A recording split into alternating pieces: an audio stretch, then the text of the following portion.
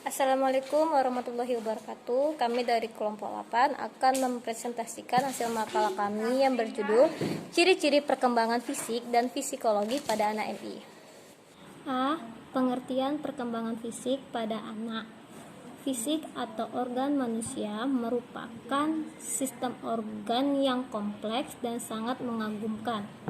Nah, perkembangan fisik pada manusia ini terjadi mengikuti prinsip dari kepalokodal, yaitu bahwa kepala dan bagian atas tubuh berkembang lebih dahulu, sehingga bagian atas itu tampak lebih besar dari bagian bawah. Terdapat dua hukum pertumbuhan fisik yang berlaku secara umum dan menyeluruh, yaitu hukum kepalokodal dan hukum proksimodistal. Menurut hukum dari kepalokodal ini, pertumbuhan dimulai dari arah kepala menuju kaki. Menurut hukum proksimodistal, pertumbuhan berpusat dari daerah sumbu, yaitu prosimo, ke arah tepi distal.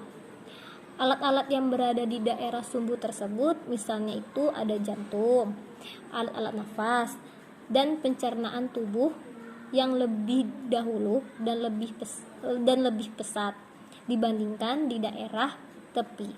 Misalnya itu anggota gerak badan. Jenis-jenis dari perkembangan fisik. Yang pertama itu perkembangan fisik.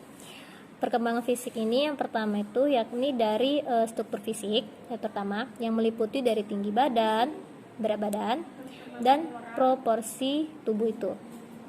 Kedua, perkembangan kognitif, yaitu perkembangan yang berkaitan dengan potensi si anak atau secara intelektual yang dimiliki secara individu. Yakni suatu kemampuan untuk berpikir dan memecahkan suatu masalah.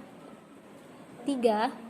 Perkembangan sosial, yaitu perkembangan yang secara individu yang ditandai dengan pencapaian kematangan dalam interaksi sosial, bagaimana ia mampu bergaul, beradaptasi dengan lingkungan yang ada di sekitarnya, dengan menyesuaikan diri terhadap orang-orang atau norma-norma kelompok. Selanjutnya akan dibacakan oleh teman saya.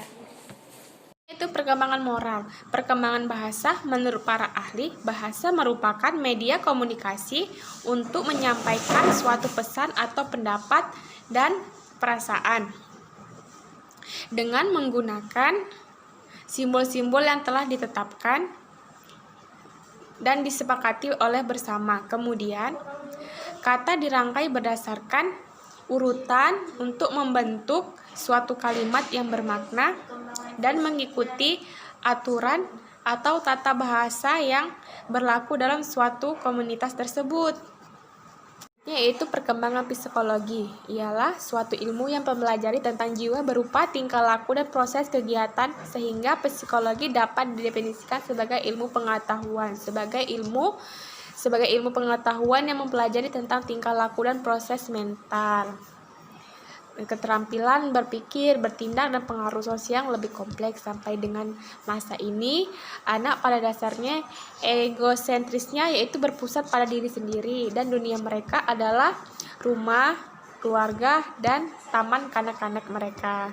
Yang terakhir yaitu faktor yang mempengaruhi perkembangan, yaitu ada dua. Yang pertama yaitu ada faktor genetik. Faktor genetik yaitu faktor dari keturunan anak tersebut. Yang kedua yaitu faktor lingkungan. Faktor lingkungan yaitu keluarga yang mengasuh dan membesarkan anak tersebut. Sekian, terima kasih penjelasan dari kami. Assalamualaikum warahmatullahi wabarakatuh.